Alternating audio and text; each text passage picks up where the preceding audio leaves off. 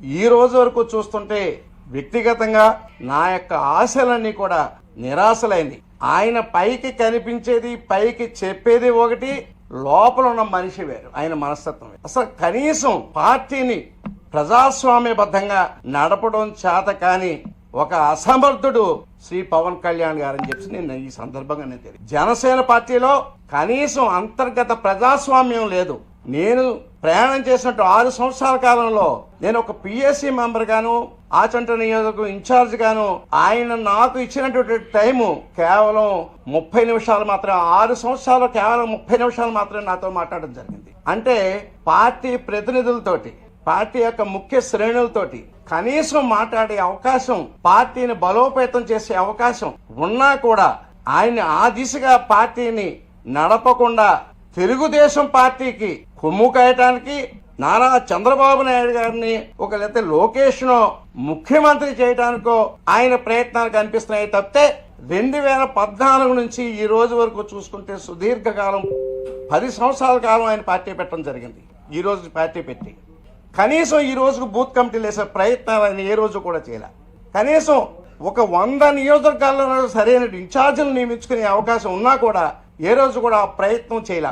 ఎంతో మంది ఆశావహులు, ఆర్థికంగాను సామాజికంగాను బలమైనటువంటి వ్యక్తులు, ఈ సమాజం పట్ల ఎంతో బాధ్యత గల వ్యక్తులు, ఈయన కూడా ప్రయాణం చేస్తే ఈ సమాజ సేవలో మనం కూడా భాగస్వాములు అవుదాం అన్నటువంటి అనేక మంది ఆశావహులు పార్టీ ఆఫీసు చుట్టూరు తిరుగుతుంటే వారిని కనీసం పార్టీ ఆఫీసులోకి కనీసం ఎంట్రీ లేకుండా థియేటర్ బయట టికెట్లు కొనుక్కునే వాళ్ళని నిలబెట్టినట్టుగా చాలా నీచాతనీచంగా చూస్తూ పార్టీని మొత్తం శ్రీ నాదన్న మనోహర్ అనే వ్యక్తి చేతిలో పెట్టి ఇండైరెక్ట్ గా తెలుగుదేశానికి జన సైనికుల్ని, ఈ బడుగు బలహీన వర్గాలు ఎవరైతే ఈ పార్టీని నమ్ముకుని ఇప్పటి వరకు కొమ్ము కాశారో వారందరినీ కూడా ముంచేసే ప్రయత్నం జరుగుతుంది శ్రీ పవన్ కళ్యాణ్ గారి ద్వారా. ఇది ప్రజాస్వామ్య దేశంలో ఉన్నటువంటి పార్టీయా, లేకపోతే ఏదైనా ఆఫ్ఘనిస్తాన్లో పాకిస్తాన్లో ఉన్నటువంటి పార్టీ కూడా మాకు అర్థం కావట్లేదు. మాకు మాట్లాడే స్వేచ్ఛ ఉండదు.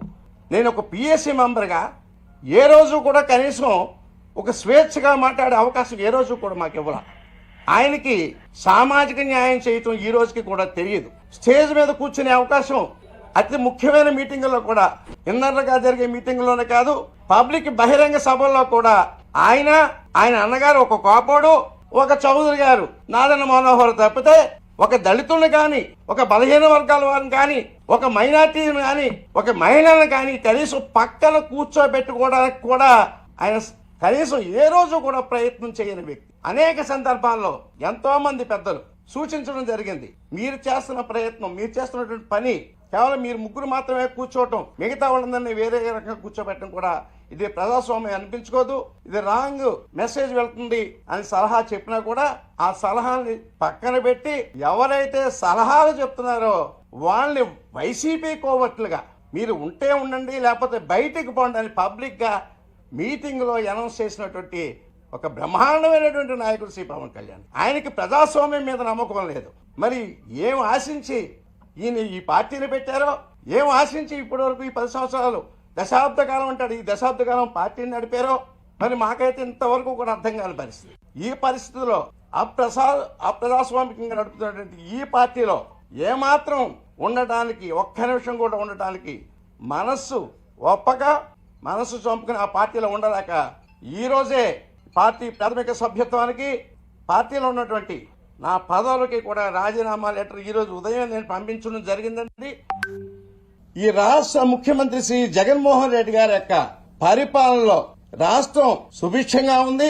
వారి వెనుక నాలాంటి వ్యక్తులు కూడా వారికి చేదోడు వాదోడుగా ఉండవలసినటువంటి సమయం వచ్చింది కాబట్టి నేను ఇంతవరకు చాలా సమయాన్ని అర్హత లేని వ్యక్తులు పార్టీలో ఉండి నా టైం కూడా నేను వృధా చేసుకోవడం జరిగింది.